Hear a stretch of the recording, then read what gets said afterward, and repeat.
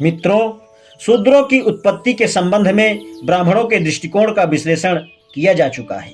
जब हम शूद्रों की नागरिक स्थिति के संबंध में ब्राह्मणों के दृष्टिकोण को देखते हैं तो पाते हैं कि उनके विधान में शूद्रों के लिए निर्योग्यता के बारे में बहुत लंबी सूची बनाई गई है और उसमें कठोर ताड़ना और दंड की व्यवस्था है। संहिताओं और ब्राह्मण ग्रंथों में शूद्रों की निर्योग्यता और उनके लिए दंड विधान के निम्नलिखित उदाहरण पाए जाते हैं। पहला है कथन संहिता 31.2 और मैत्रेयी संहिता 4.1.3 तथा 1.8.3 के अनुसार शूद्रों को उस गाय का दूध नहीं निकालने देना चाहिए जिसका दूध अग्निहोत्र के उपयोग में लाया जाता है। दूसरा है शतपथ ब्राह्मण 3.1.1.1 मैत्रेयी संहिता 10.1.1.6 तथा पंचविश ब्राह्मण 6.1.11 के अनुसार यज्ञ करते समय शूद्र से नहीं बोला जाए तथा यज्ञ के समय शूद्र उपस्थित न हो।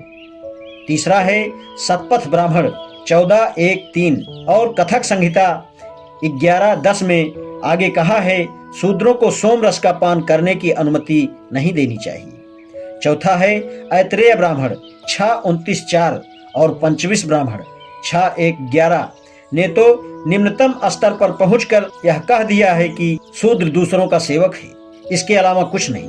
शूद्र के विरुद्ध छोटी सी बदली आगे से चलकर तूफान बनकर शूद्रों पर बरसी, क्योंकि आपस्तंभ और बोधायन आदि जैसे सूत्रकारों और मनु आदि जैसे स्मृतिकारों द्वारा बनाए गए विधानों ने शूद्रों के लिए प्रतिबंधों का इतना अंबार लगाया है कि जो कल्पनातीत है।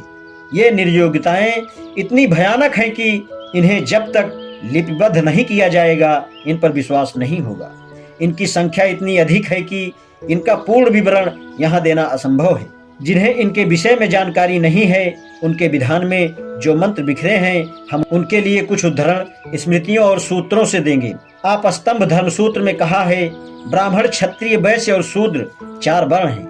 इनमें क्रमशः हर वर्ण अपने बाद वाले वर्ण से जन्म से ही श्रेष्ठ है। इनमें शूद्र और जिन्होंने पतित कार्य किए हैं उनको छोड़कर सभी को उपनयन जनेऊ धारण करना, वेदाध्ययन तथा यज्ञ का अधिकार है। वशिष्ठ धर्म सूत्र में जो कहा गया है वह इस प्रकार है। ब्राह्मण क्षत्रिय वैश्य और शूद्र 4 वर्ण हैं। इनमें ब्राह्मण क्षत्रिय और वैश्य द्विज कहे जाते हैं।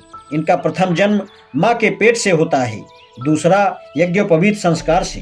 दूसरे जन्म में सावित्री माँ होती है और गुरु पिता। गुरु वेद का ज्ञान देने के कारण पिता माना गया है। चारों वर्ण संस्कार और मूल वर्ण में जन्म के कारण अलग हैं। वेद की ऋचाओं में भी यह कहा गया है ब्राह्मण उसके मुख से, क्षत्रिय बाहु से, वैश्य की उसकी जंघाओं से और उसके पैरों से शूद्र उत्पन्न हुई। वेदों में यह भी कहा गया है कि शूद्र को यज्ञोपवीत का अधिकार नहीं है। उसने ब्राह्मण को गायत्री छंद से, क्षत्रिय को त्रिष्टुप से उत्पन्न किया। मनुस्मृति में इस विषय पर निम्न विधान प्रस्तुत किया गया है। नियंता ने विश्व की समृद्धि हेतु मुख, बाहु, जंघा और चरणों से क्रमशः ब्राह्मण, क्षत्रिय, वैश्य और शूद्र को उत्पन्न किया। ब्राह्मण, क्षत्रिय और वैश्य द्विज कहलाते हैं, जबकि चौथा वर्ण शूद्र का एक ही बार में जन्म होता है। आज इतना ही, शेष कल। धन्यवाद।